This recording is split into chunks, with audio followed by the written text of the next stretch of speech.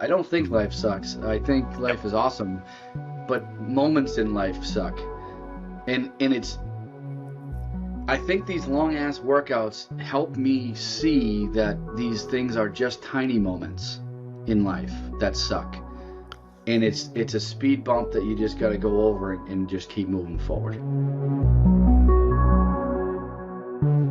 I'll just go Right. ahead and jump in now. Who are you? What do you do? And what's going on here? Like, what are we doing here?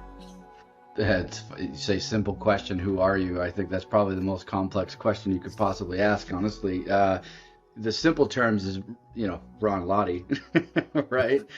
Um, what do I do? That's tough too. Like career wise, I'm in the financial services industry, so I lead a bunch of financial advisors.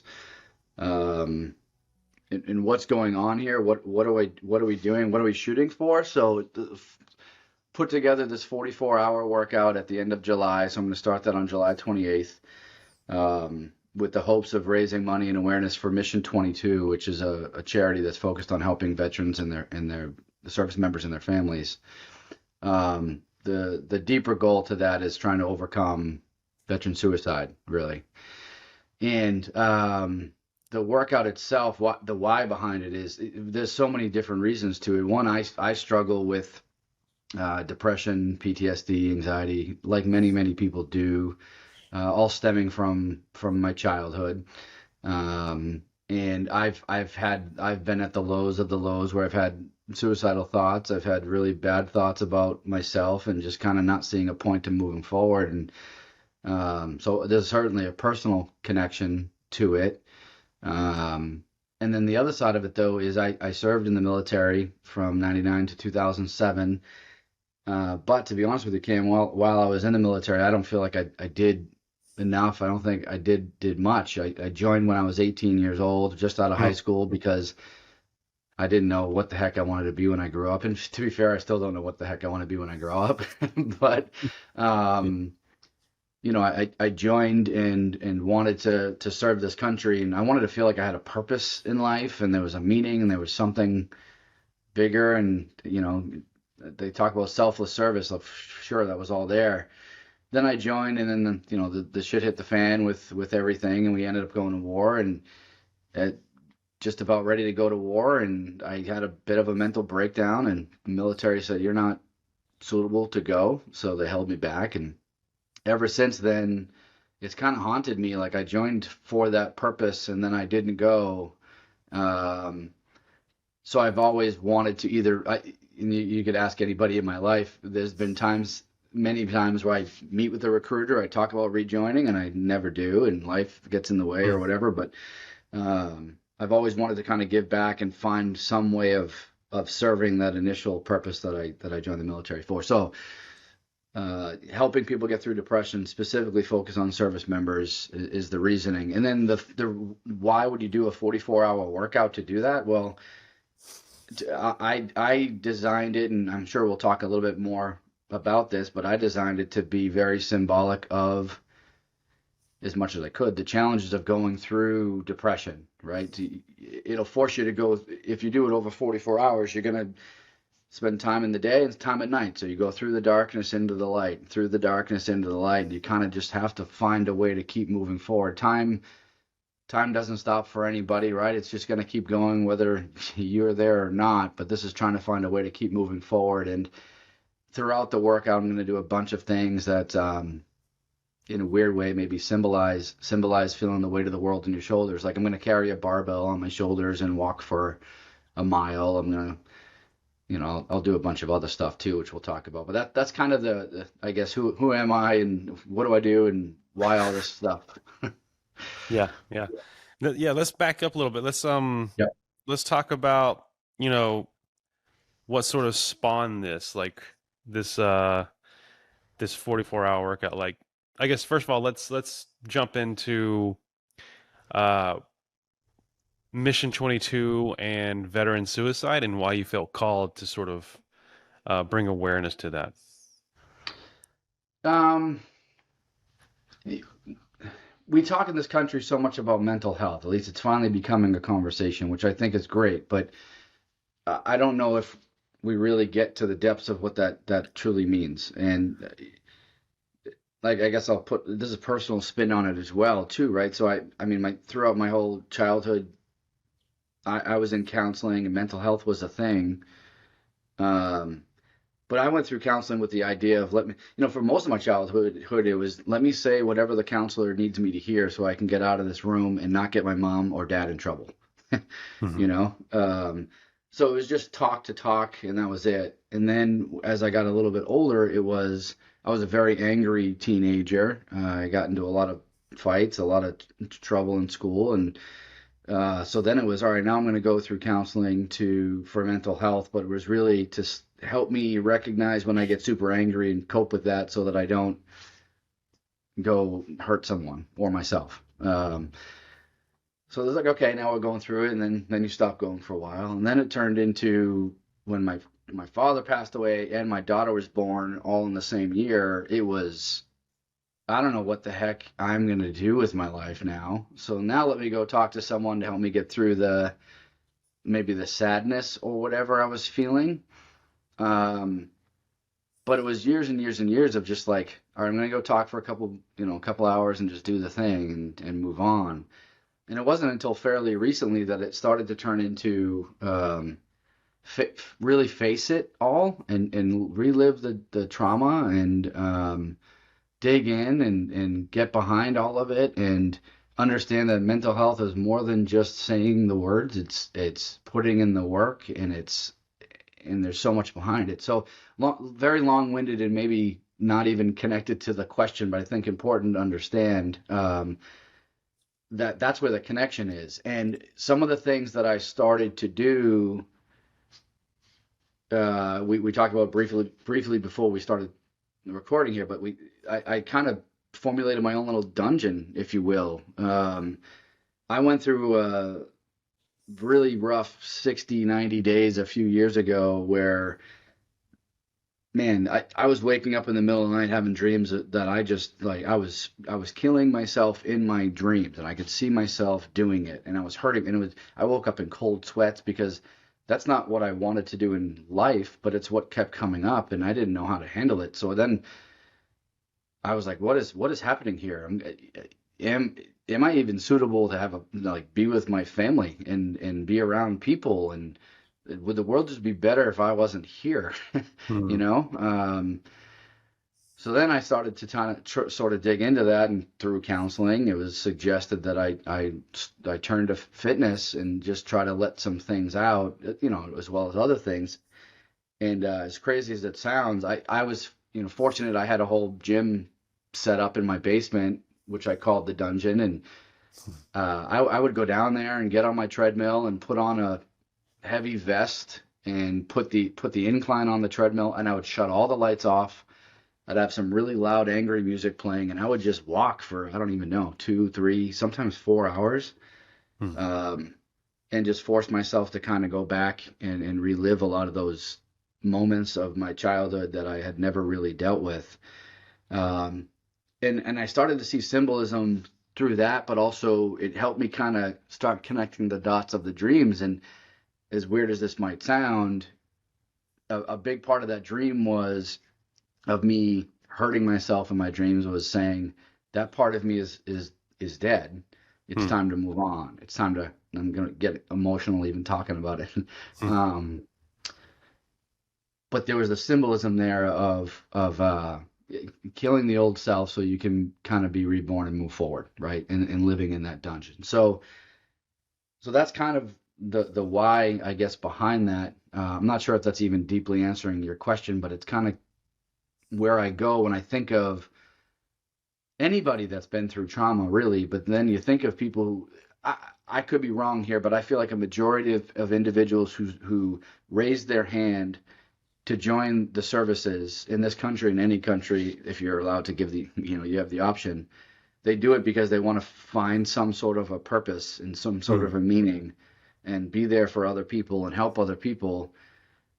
And then they go and they see some of these traumatic events happening, or they witness things, or they see life as not what they thought it was. And it's all up here, and you're taught to kind of just, you got to just move forward. just hammer through, just put your head down and go. That shit doesn't go away. It goes somewhere. Mm. It sits somewhere and just waits, and then it comes up at the worst freaking times at other points in your life. Um, and until you relive it and force yourself to go through it and fight through it and do some real trauma work, or have an outlet or have people you can lean on and trust, and thankfully I did. It's never going to really go away or get better. And I'll say, even just adding on to that, and I think we touched on this in the beginning, it never really goes away. Hmm. You got these people up on stage, these quote unquote motivational speakers up on stage, and they talk about, I did X, Y, and Z, and now I'm living my best life, and they're taking pictures with their cars, and they're on their jets, and they're doing all their things, and they talk about how, like, I don't deal with this anymore. It's great. Well, then I would tell you, then they never really fucking had depression or dealt with it. They never Hmm. really went through any of that stuff. Because it doesn't go away. It just gets easier to cope with and easier to deal with, and then you live with it. So my intention there was to find through all of this, I knew I wanted to focus on something that could be military serving, and then also the purpose of working with veterans to help them overcome. But the thing with Mission 22 is it's not a charity that says let's help them find counseling, so to speak. It's every aspect of their life. If they need help with housing, if they need help with food, if they need help with counseling and whatnot, they'll help with that. Somebody to talk to, career advice. It's really they want to work with service members and their families to find all of the areas that could cause more anxiety to help eliminate that, so that they can work on the mental health side of things. And that's what really drew me to them. And I'll tell you, there's a company down here in St. Augustine, Florida called Till Valhalla Project, and they make T-shirts and a bunch of other things. Um, we went to visit their corporate office. I just moved down here in July, and we went to visit not long after that, and getting to meet the people that work there, and they make plaques for fallen soldiers, with the proceeds that they make from off of the t-shirts, and then they also donate all of their proceeds off of the t-shirts to foundations that help veterans and their families. And to go around and meet every individual that worked there, and hear the purpose behind what they're doing, and then for them to tell me that one of the charities that they feel strongly about, amongst others, but one that they feel very strongly about, was Mission 22. That's what got me looking into Mission 22, Gotcha. and wanting to do more for that charity itself. Cool. So it wasn't necessarily like you were going through this dark time and you're like, I should help out veterans who also have through a suicidal thought. It just kind of naturally happened. Like the stages you were in, you kind of just asked around and eventually kind of got to that charity. Yeah, Yeah. yeah, essentially that was it. And the other side of it too is, I guess, backing up a bit, was going through a lot of those, if you want to call it, coping mechanisms of torturing myself on a treadmill, or Yeah. um, doing like a double or a triple Murph workout, just because I knew I was going to have a bad. A lot of these things, by the way, I don't plan. Like, this is the first time I've finally planned something. um, Most of the times it's, man, my head's in a really bad space. Nobody knows, nobody can tell, other than Mm. probably my wife and daughter, because they know me better than anybody. And I know I need to get ahead of this. So I wake up and I'm like, all right, so I'm just gonna go. I'm gonna work out for 24 hours today. Wow. Um, Okay. and I've done that a couple times. Hmm. I've done the double, triple Murphs a couple times. I've spent, like 4 or 5 hours just walking around throughout the night with a Hmm. pack on. Um, and those were all of my coping mechanisms, and I started to do it. And then I started talking about it with other people who would join me at times over the years. If they knew I was going to do something, I'd have a Friday where it was a memorial workout, that I would do. So someone would join me then. But then I used to call them, there's a company, I can't remember the name of it right now, actually, but they have like a thing called Meet Myself Saturdays. They put out all these workouts, and it's incredible. I got to get the name of it because they're great. But I used to do it on Sundays. I would do like Meet Myself Sundays. I would show up at the gym at 8 a.m. and tell people like, I'm going to do something crazy today. I have no idea what it's going to be. If Hmm. you want to show up, great. If you don't, that's okay too. And then people started to show up. And at first I thought it was, all right, I'm dealing with my own struggles, so I'm just going to work on it. And if people want to show up, that's great. They probably want to do it for the fitness aspect of it. But what I noticed was the people that were showing up were the ones that were going through something. Hmm. Sorry.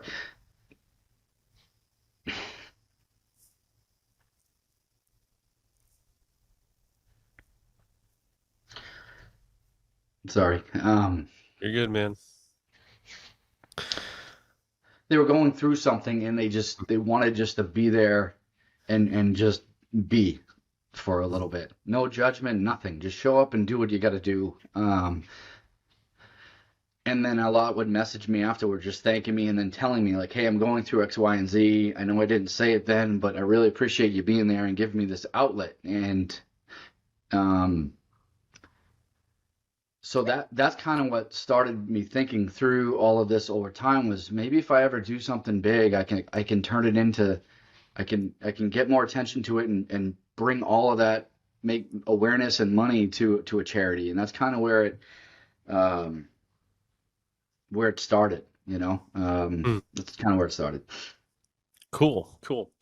No, that's cool, man. So that whole gym thing, was that happening where you're at right now, St. Augustine, or did you go do it at where you were? So yeah, I was back up north. We had a Mhm. CrossFit gym for 5 years. That's right. Yeah, and so I would, I would do it there at the gym, just open it up and go. And I also ran a class at night. I called it dungeon class. It's essentially just a lot of those things that I was doing that I said, hey, I'm 9 o'clock at night. Once all the other classes are done, anybody that wants to show up, I'm gonna put loud music on. We're gonna shut the lights off, and we're gonna do some crazy workouts. And 4 or 5 people would show up pretty consistently, and it would be random stuff, but it was, there was one little emergency light, so we had a tiny little bit of light, so that every time I say this, people are like, oh, how's that safe? You're moving around 300 and something pounds and not hurting. Like, we're fine. We were fine, but that was pretty cool because, owning the gym then was a way of helping even more people at that time too. That's cool. Uh, just kind of like dig in a little bit here with some of your own like the reason why you're working out. Like, what sort of you said that it's sort of working out for long periods of time or whatever has been your coping mechanism. So what is it doing for you? I'm just trying to get into like what's going on. I mean, obviously exercise does make you feel better, but most people exercise for 30 minutes to go for a run and then come back. Like what's driving you to go longer? Like what's No. going on in your head? Like, and what does it do for you to release? Like what's just tell me a little bit about what's going on there. Yeah. It's funny is in the beginning it was like going way back when I would work out. It was because all the things I wanted to look cool and look Hmm. strong, and and I will tell you like a big part of why I focused on my fitness for a while, and even now, it's a little different now, and I'll explain why in a second. But was I wanted to always make sure I could protect my wife and my daughter. Hmm. So I wanted to be physically fit enough that I could always do that. Wherever Hmm. they were, I could get to them and I could help them. Ironically, now they're both far superior fitness levels than I am. So I say that I'm the weakest and laziest person in my family now.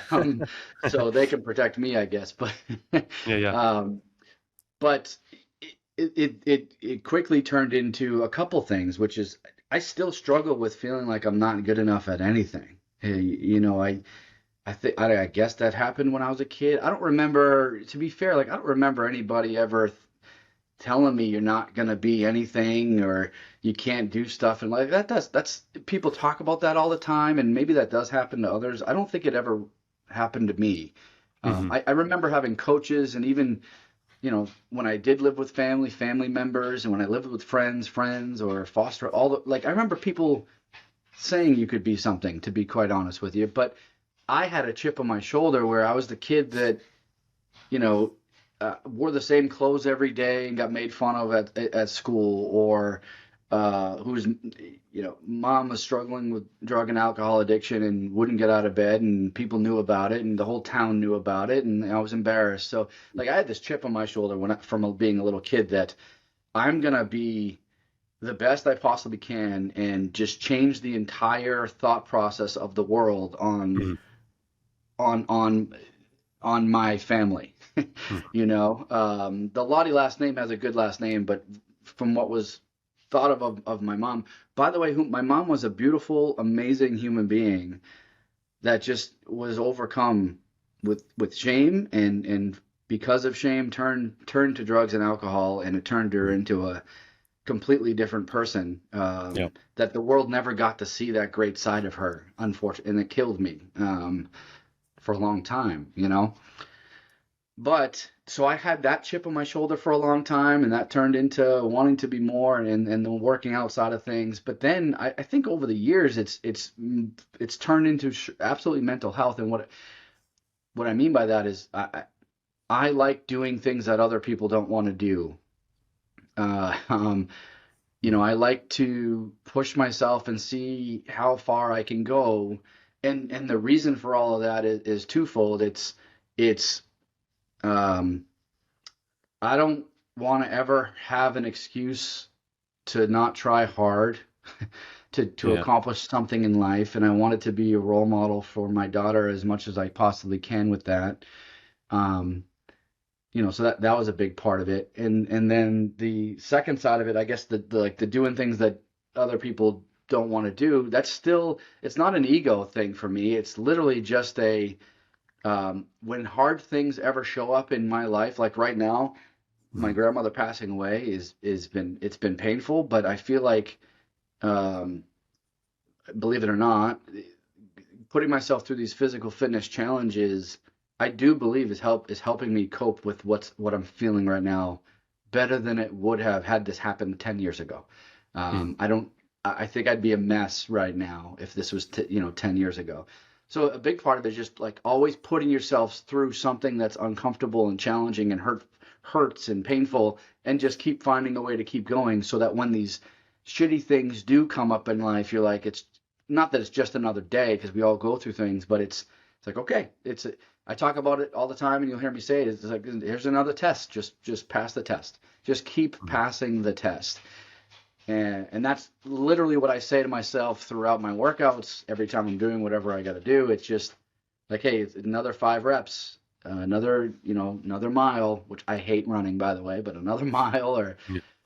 whatever. It's just continuously pass the test. So it started with just wanting to look good and feel good and then it Mhm. turned into I want to be as fit as I can for my family, and then it's gone all the way into the mental health side of things of finding a way to cope and just fight through things so that life's never going to get easier, but maybe it feels a little bit easier.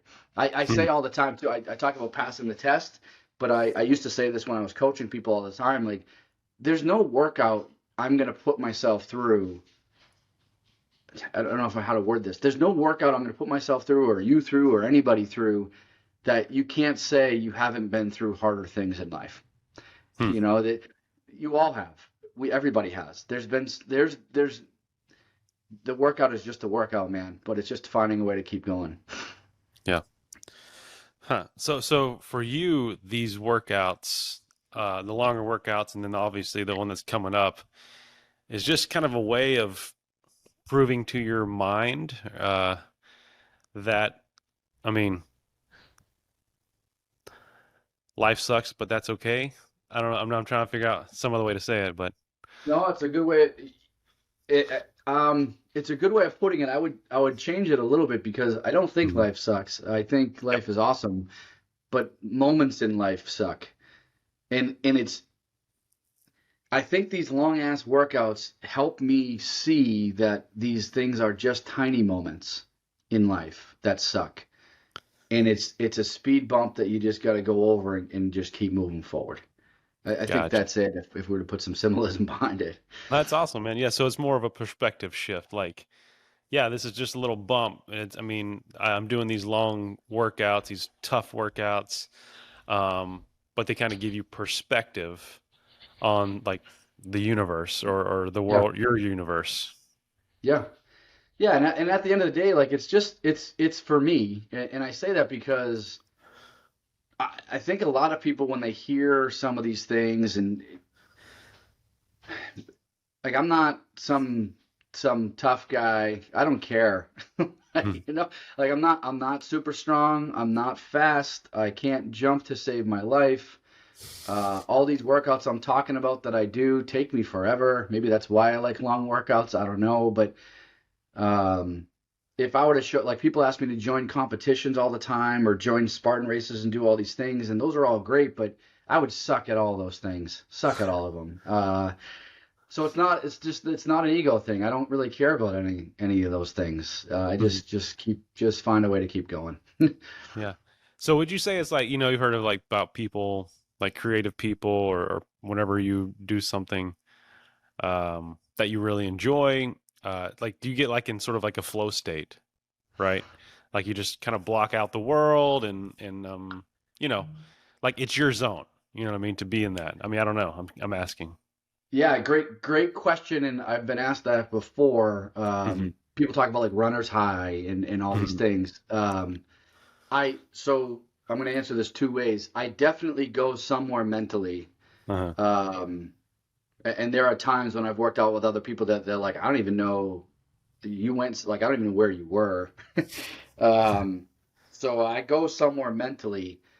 That said, there's no like in the zone for me. It doesn't suddenly be like, all right, this feels a lot easier now. It just doesn't happen. Hmm. It just doesn't happen at all. It doesn't feel like it gets easier throughout the workout, which I actually, in a sick way, like that. Hmm. Um, because I want to see like, I, this is gonna sound crazy, but I'm like, I will talk to me throughout the workout, and I also find one of the specialists I worked with who worked specifically on trauma, and she was amazing. She used to take me back and have me talk to little Ron, and this will sound crazy, but I'll be in the middle, like when I'm in it. I did a workout not too long ago. It was like 500 burpees and squat, all kinds of things. And I turned to my left. I'm like, Ron, let's go. I need your help right now, buddy. Hold my hand and let's go. And if you were with me at the time, you'd probably be like, this is a psycho. I don't know what's happening. I don't, you know? But that happens all the time. So yeah, I go somewhere mentally for sure, but it's absolutely not some zone or runner's high, which I don't believe in, Yeah. or at least I've never found it.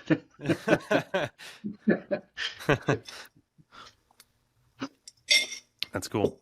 Well, hey, let's jump. I mean, we're kind of. I mean, we'll talk more, but we'll have a Yeah. few more conversations. But because there's just so much to dig into. But let's go ahead and like talk about the 44-hour workout. Yeah, so 44 hours is what it sounds like. I'm gonna start on I think it's Friday the 28th. I think it's Friday. I should know this, right? Essentially just get to work, and I'm gonna have a punch list of things that are quote unquote to be completed um, throughout the 44 hours. So I'm still kind of trying to formulate the order I want to put it in. Um, but my goal is to have more things on the list than I actually will be able to complete during that time. Because to me, it's a Mhm. matter of I just want to have something else coming up that I'm ready to work on, and then when the time's up, the time's up. Um, but many of the things I'll do throughout the day, and then I'll talk about what it might look like. Is so I'm going to run a half marathon. I'm going to row a marathon, so 42,000 plus meters on a rower. I'm going to, on an echo bike in my garage, I'm going to bike for a marathon, 26 miles. Um, I'll do two Murphs. Uh, I'm going to do a 1 mile walk with a barbell on my shoulders, probably just 95 pounds. And every time I put the barbell down, I'll do 10 deadlifts to kind of penalize myself for not moving forward. I intend on flipping a tire for a mile around my neighborhood, which should get some attention. We'll see how that goes. Um, Throughout the rest of the day, I want to accumulate 2,000 burpees, 2,000 push-ups, 2,000 sit-ups. Um, what else? I feel like there's a few other things in there, but essentially I'll just go from one to the next and just keep just checking them off Hmm. as I go. There will be no sleeping involved in the 44 hours. People ask like, "Oh, aren't you gonna like take breaks to eat and everything?" And the answer is, yeah, I will. Not very long breaks though. My intention is to keep the breaks to an absolute minimum. But when you get off of a rower after you just rode for 3, 4 hours, yeah, there'll probably be a 10, 15 minute change of my shirt, maybe wash my face and hands, grab a protein shake, and then get on to the next movement. So there'll be a lot of that in between, um, for sure. Depending on how I feel or how it is weather-wise, I might break for like a 3 to 5 minute shower to change and then put something else on. I'll have to have 4 or 5 pairs of shoes ready to go. I don't know, 8 to 12 pairs of socks ready to go. you That's know, true. That's a good point. um, but that's essentially what the 44 hours will look like. That's cool. Cool. And you're trying to raise how much money for Mission 22? My goal is to raise $22,000 for Mission 22. Cool. Uh, Makes sense. Yeah, yep. Yeah. I'm only at like 9,000 right now, but there's still time, and I think I've raised a bunch of awareness for the charity, which is great, but there's got to be more I can be doing. Yeah, yeah, yeah. No, that's cool, man. So I mean, just not for me, but for whoever might be listening in on this, if we share it or when we share it, why 44 hours? hmm Yeah. So ironically, I first designed it as 48 hours, and then when I came across Mission 22 and talked to them and got more involved, it became very obvious that 22 times 2 make it 44. And the 22, by the way, was there was a stat years ago that basically said 22 veterans a day commit suicide, which Hmm. is it's just I can't even like that, like saying that out loud is still painful. I've Yeah. been told recently that it's improved, but they're still thinking it's between 16 to 19, and to me that's I guess you could say it improved, but holy cow, that's not even that's incredible. I mean, and now, like, look outside of that too. That's veterans. Like, there's so many people in this world that just lose hope and turn to that. And I'll say this too, and like maybe this isn't relevant, but it's just coming up, and I just want to get it out. But I think there's a misconception around suicide. You still see it all over the internet, and people talk about it and make claims like this. You're being selfish. You're committing suicide. You're being selfish. You're being selfish. You're being selfish. Hmm. And or there's like well, they must have not found there was no hope, or they were so sad and depressed that they didn't feel like there was a point to going on. And I can't speak for others. I'll speak for me and for friends of mine who also struggle with this. To me, it was never there's no hope of going on, or life isn't worth it, or it honestly can't, like, to me, it was, I thought the world would be better off without me.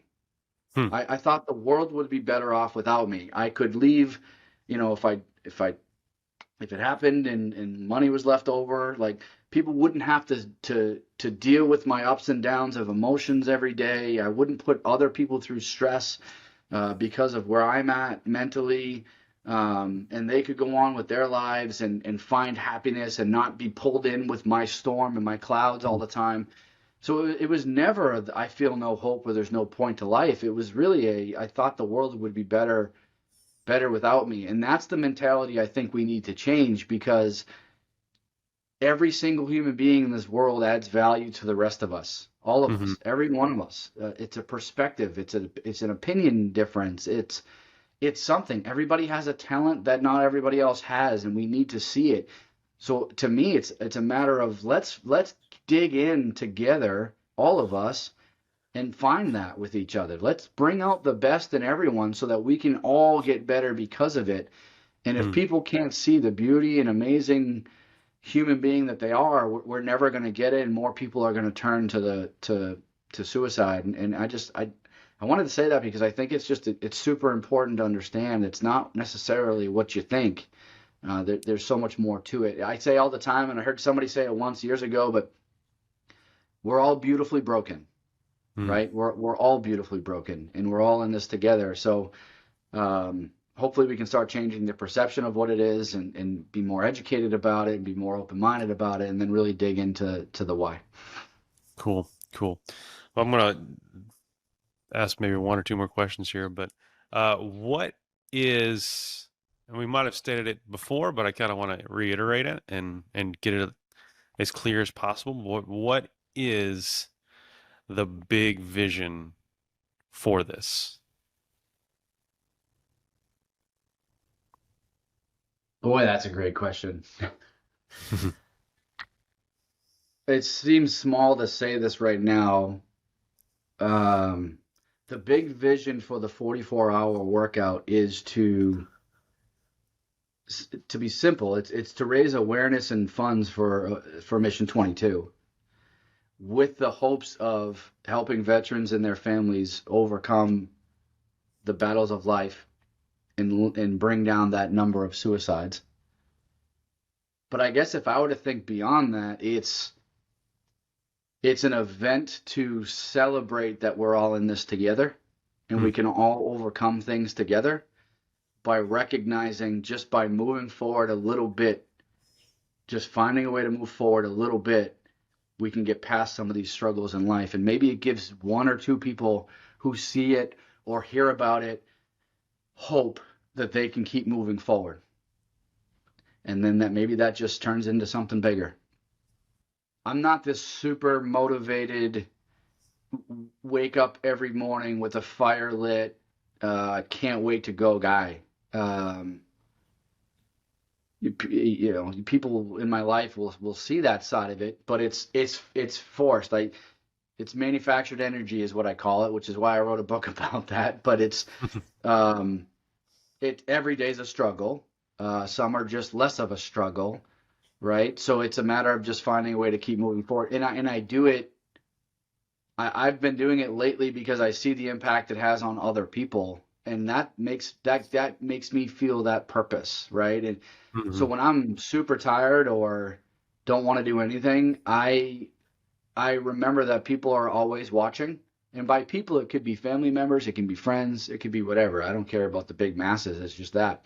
And I want to show that you could just find a way and just push through it and keep going. But I'm in that right now, man. It's the last few days have been probably the hardest. mm, Um, I'm not getting great sleep. I'm trying to. I've got a routine I try to stick to help with all that, with meditation and a ton of water and reading and all that. But I'm in it right now. So it's just finding a way. And yesterday was a real tough day for me. I was grouchy, and I tend to find out that the reason I'm grouchy is because depression is the underlying issue. And mm, so I got on a rower for an hour and rode 13,000 meters mm, just to try to get it out. mhm, But I think that's super important that somehow we get that message out that um, when you see someone like me doing the things that I'm doing, and maybe you feel like crap, I don't have that level of motivation. I want you to know that I don't either. I don't mm. either. Just do something. Just move forward. Do something, and you'll see that actually has a massive positive impact.